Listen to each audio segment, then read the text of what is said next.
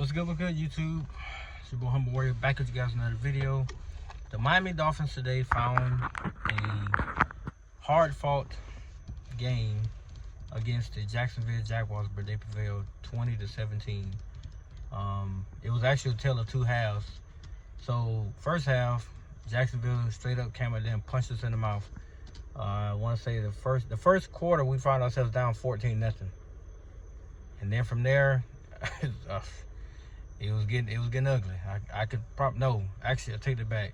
The first half we was down 17-7. However, we were down 14-0 in the second quarter. Then we scored a touchdown on Devon A-Chain's 1-yard run, and then from there we found ourselves down 17-7. However, before I get any further, I'll give you the numbers of the game. So I'm gonna start the visiting team. So T-Law, Trevor Lawrence, he went 12 of 21. 162 yards, a touchdown, and he had three sacks. Tank Bigsby, I'm gonna butcher his name. 12 carries for 73 yards. Travis Etienne Jr., 12 carries for 44 yards and a touchdown. Gabe Davis had 3 catches for 62 yards. The rookie, Brian Thomas Jr., had 4 receptions for 47 yards and a touchdown. Christian Kirk had 1 reception for 30 yards. The Miami Dolphins, Tua Tagovailoa, 23 of 37, 338, and a touchdown. He also had, I think, 3 sacks in that game as well that he gave up, or that he had 3 sacks in the game. He finished with a quarterback rating of 101.0. Devon A-Chain, 10 carries for 24 yards. He had a touchdown. Jeff Wilson Jr., he had 5 carries for 26 yards, and Tua had a carry for 11 yards himself on a scamper. Tyreek Hill, 7 catches, 130 yards, and a touchdown, which is the 80-yard play that everybody talked about. Jalen Waddle had a great day, 5 catches, 109 yards. And Devon A-Chain had 7 receptions for 76 yards. If you could have put us in a worse situation, I don't know how we would have responded. Again, like I started the video off by saying, we were down in the 17-7 hole. And coming out of the locker room, third quarter, we forced a 3 and out. Offense went out there and, they got stopped. I think it was on they got a 4 and out basically. 4th down, they got stopped as well, which I think it was at the 50 at the time. Yeah, at the 50. Jacksonville marched all the way down to like our 20-yard line. As Travis Etienne it was a rushing play now. Travis Etienne was getting into the end zone. I think from the 2-yard line, Javon Holland punched the ball out, which it rolled into the back of the end zone, and Kader Kohou jumped on it for a touchback. The very next play, immediately after that, to a drop back, his first read was Waddle. His second read was, I want to say, was Burials. That's all I want to say. He went to his third read, which would be Tyreek. Tyreek was running what's called a corner route, which he crossed the safety's face, and Tua hit him up the rail. He went down the sideline, broke a tackle, and raced in 80 yards for the touchdown. From there, the game flipped after the forced fumble by Javon Holland. The momentum flipped, and then the 80-yard touchdown bomb brought the crowd back to life. Following that, they also had a big conversion by Jalen Waddle for 63 yards. I want to say that was in the third quarter as well, because we had like a third down play that we had to have. And on that play, Hill ran a deep end, and Waddle ran a post route. Now, this shows you the maturation that Tua is going through. There's no RPO no more, so there's no more running that. But he was forced to read the defense and go through his progressions. His first read was Hill. It was. First read was Hill was on the deep end. It was like 20 yards. The safety bit on the end route, right? Upon him biting on it, right behind him was Waddle, who ran behind him in a deep post. Tua hit him in between over the safety's head. As Hill crossed, the safety was coming. As he came, Waddle was going downward, and Tua hit him in stride for him to go to the sideline. He nearly beat the corner, but he got tackled. But that was a 63-yard bomb. Was the game great? No. Did Tua have a great game? No. But it shows that he is getting better. I've read, I don't know how many comments today. Tua sucks. We don't know. We paid $200 million for this. We paid Jalen Waddle for that. I mean, Jalen Waddle for this. Actually, Jalen Waddle didn't take no. It was Ramsey and Tua. That was the two names I read. And Mike McDaniel. Those three names got beat the shit today by Facebook, which don't make no sense. This fan base is beyond anything I've ever dealt with. They cannot handle reality. It's not something they're willing to deal with. Now, however you may feel about Tua, today was a coming out party for the kid because he was forced to go away from an offense that he was very comfortable in. He was comfortable with one read. However, he had the lowest one read rate in the league, which means that he was going through his progressions. It just wasn't showed a lot on film. But this game against a very good revamped Jacksonville Jaguars defense, might add, the same defense that locked us up in the first half. They only gave us 7 points through 2 quarters to us. And we had the #1 explosive offense from last season. So it shows that he's getting better. The problem that we have was that when we had drives into the red zone, we started going backwards, getting penalties, doing stupid shit. That's what hurt us.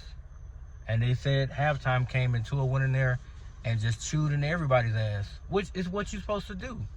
If you're the guy, your voice needs to be the loudest in the locker room. And it was. He called out coaches. He called out teammates. He called out other players. It's total accountability. And guess what they did? They responded in the right way. Nobody took it personal. Nobody came after him about it. If you want to win this league, is what you got to do. The very next matchup we have is the Buffalo Bills, but let me not get sidetracked on that. The game itself was a tale of 2 halves. We locked up Trevor Lawrence in that offense second half. We gave up, occasional plays here and there, but for the most part, that third quarter going to by that fourth quarter, we had wore down Jacksonville's defense. And we began to literally pound the ball all into their chest. Like they said, the first 2 quarters, Jacksonville was on a mission. They came there to beat us. If Travis Etienne crossed that goal line, it is 24-7. We're not coming back. You see, the final score was 20-17. Now imagine them getting that touchdown. The final score 24-20. Jacksonville, right? But he punched the ball out, rolled to the end zone. We scored the next, we scored the next 13 points to go up 20-17 to win that game at the buzzer. And that's another thing I'm going to touch on real quick. Idiots in the damn group chat, or the Dolphins group chat, want to say that Tua had no part in that game-winning drive because he didn't throw a touchdown. Let me educate y'all dumbasses. He had 2 critical third downs that he converted in that drive, along with allowing his running game to finally take it to the next level with the fullback and with Jeff Wilson. If he don't make those checks, that drive don't go nowhere. But he don't get credit for that because he didn't throw the ball. He made the correct read. The third and 2 play, when Ingle slammed to the back of damn what's his name? I think it's Barrios or whoever it was blocking. When Ingle hit him from the side and kept on shining his legs and got 5-6 yards on that 3rd and 2, that was Tua making the right decision because Trayvon Walker's waiting on him. If Tua holds that ball, he's gonna get sacked. No doubt about that part. He's gonna get sacked. But he made the correct read, and it is what it is in terms of the end result. He got the first down. They kept the ball moving. They kept the clock rolling. People are so picky when it comes to him. They don't want to give him credit for leading the team down the field to get the field goal. But if we lost that game, well, we know now Tua can't close games. Because last season, what happened? What was the argument last season, right? He couldn't beat a winning team. We're not going to equate Jacksonville to a winning team, but everybody across the board was 0-0, right? Hence, everybody's winning. Nobody's a loser yet, right? So, They're 0-0. We're 0-0. We got the win. We want to know they're 0-1. We're in the three-way tie for first place right now. But people don't want to give him credit because it would be too much like right to say that second half Tua took it to another level. The reads he made, the throws he made. That Tyreek Hill throw was not an easy throw to make. And that pocket was kind of clean, I'm not going to lie. But he had to go through the right progressions and make the right read and not get happy feet in that pocket to make that throw. And he checked all the boxes. The Jalen Waddle throw, he checked all the boxes. He had a lot of guys drop balls today. And he still continued to fight. Braxton Berrios dropped a big one, but to his credit, he got hit twice by two different people. Hit from the front, hit from the side. It's kind of hard to hold on to that ball. But I wanted him to hold on to it because that was a critical third down that we needed. And Tua threw it in the window. He just didn't hold on to it. But that was the first half. So it is what it is. But it shows you what he is capable of doing. He is unlocking more potential as a player. People don't want to give him credit because they want to keep him at the same level as a Baker Mayfield or somebody else, or hell, Justin Fields. They want to keep him down there in the cellar with the other bottom feeding quarterbacks. As I said before in my other video, when Cam Newton made his tier list, Tua is a tier 2. He can become a tier 1, but it's going to take time. I think this season, as it unfolds, depending on the games that he wins and the situations that he can help us beat these better teams, he's going to start creeping into that conversation of a tier 1 quarterback. But he's a tier 2. He's not a tier 3. That's completely disrespectful to call that dude that. He is much better than Trevor Lawrence, Justin Fields, Russell Wilson, all them boys.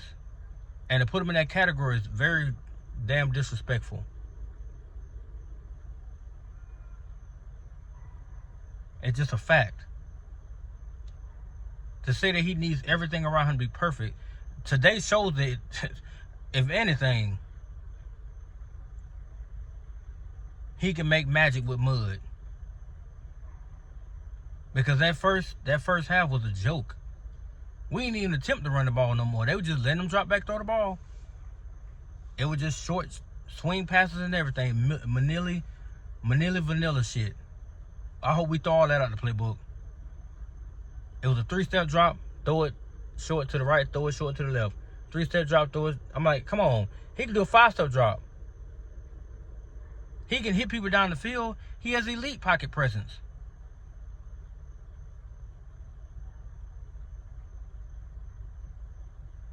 And he showcased it the second half. The countless throws, the improvising in the pocket to get people the ball, to make those timely throws. And even with that, people still, oh, he sucks. He's no good. As I told another guy that was on Facebook, just continue with the comments, man. I mean, at this point, there's no point. I'm not going back and forth with nobody else the rest of the season. If you think he sucks, that's on you. I just want to see him get better. This is a stepping stone in the right direction. I'm happy we got the win because it matters more when you win a game and you see what you can fix versus you lose a game and you hit with what if. What if we converted this? What if we did that? What if we made this adjustment on this play call? What if suck? But when you win, you can say, hey, we know to fix this issue. We know we got to fix that issue.